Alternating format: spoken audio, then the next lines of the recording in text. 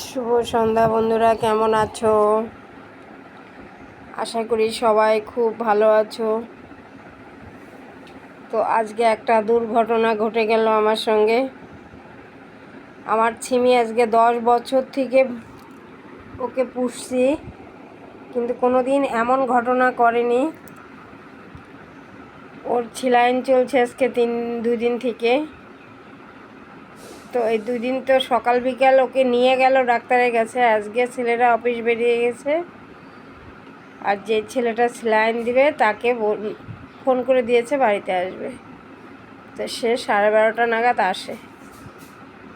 আসার পরে ও না, ডাক্তারটা আসার আগে টের পেয়ে গেছে যে আসবে। ও ঢুকছে খাটের নিচে, আর তো বের হয় না। বের না হওয়াতে আমি বিস্কুট দিলাম, তাও আসে না। খুব বকা বকছে আমাকে। তা ভাবলাম সাহস করে ধরি। তো ধরতে গেছি বন্ধুরা, দেখো এখান থেকে মাংস তুলে নিয়েছে। তারপরে কি করব, সব কাজ ফেলে হসপিটালে গেলাম। ইঞ্জেকশন দিল। এখন 5 দিন 5টা ইঞ্জেকশন খেতে হবে। এই হাতের যন্ত্রণায় কিচ্ছু করতে পারছি না। সারাদিন মোবাইল ধরতে পারিনি, কারোর কমেন্টে রিপ্লাই দিতে পারিনি। দেবো রাত্রেবেলায়। এখন সন্ধ্যা তো প্রায় লেগেই গেল। সবাইকে শুভ সন্ধ্যা। তোমরা কেমন আছো? আশা করি সবাই খুব ভালো আছো। আমার তো এই হালত। এক তো বৈষ্ণব সবার পরিশ্রম গেছে একা একা। সবজি বাজারের দিন তাও বড় ছেলেটা সঙ্গে ছিল। নিমন্ত্রণ থেকে এই 3তলা 4তলায় উঠতে, সব কিছু দৌড়াদৌড়ি করে করতে অবস্থা খুব খারাপ হয়ে গেছে শরীরের। চলছে না শরীর। তারপরে তোমার আজকে আবার ওর শরীর খারাপ হয়ে গেল। ওর ইউটারসে প্রবলেম। ওকে ডাক্তার বলেছে ইমিডিয়েটলি অপারেশন করতে হবে, না হলে ও বাঁচবে না। বন্ধুরা কি করব বলো তো? ওর 10 বছর বয়স হয়ে গেল। কি করলে ভালো হবে তোমরা বলো তো? আমার মনে হচ্ছে ওকে না অপারেশন করলেও আরও তাড়াতাড়ি মারা যাবে। কেননা পেটটা কাটবে তো, কমটা কাটবে না, অনেকটাই কাটবে। তারপরে তোমার ও কি মেনটেন করতে পারবে বলো? মেনে চলতে পারবে? খাবার না হয় যদিও আমরা বাইরে যেতে দেই না, গেটের বাইরে কখনো।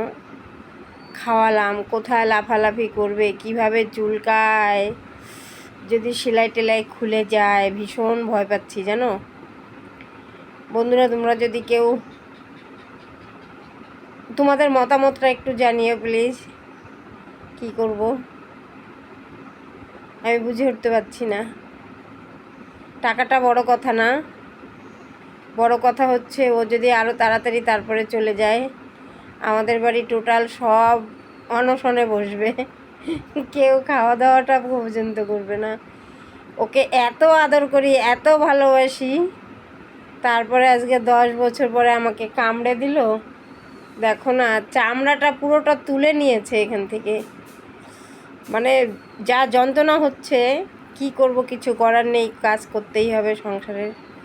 কেউ বাড়িতে নেই। এই যে এখন সন্ধ্যাবাতি দিয়ে টিয়ে রান্না করব, ছেলেরা আসবে রাত্রে। একা মানুষের করে তো খেতেই হবে বলো। যাই হোক বন্ধুরা, এই কদিন সময় দিতে পারিনি।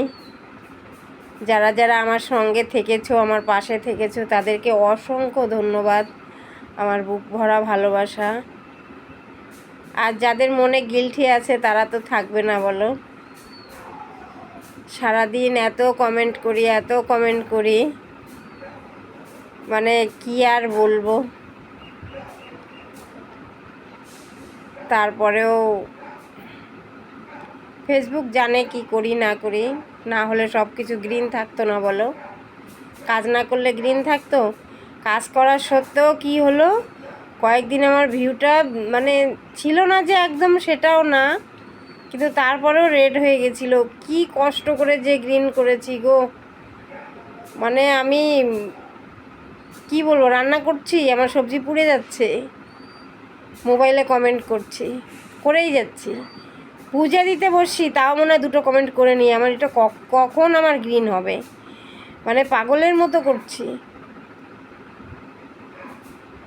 যাই হোক, এখনও অতটা গ্রিন হয়েছে, অতটা উপরে উঠতে পারিনি। এই কয়দিন আবার কাজ করতে পারিনি না, এই কয়দিন কাজ করলে আবার ঠিকই হয়ে যেত। যাই হোক, এখন আবার হয়ে যাবে। কেন আমার গোপালের প্রাণ প্রতিষ্ঠাটা খুব দরকার ছিল, কেন সেই আষাঢ় মাসে এনে রেখেছি।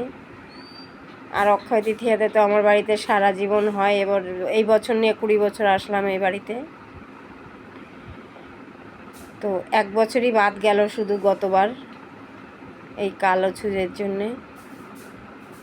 এখন কি করা যাবে, এটা তো সবার জীবনেই আসে বলো।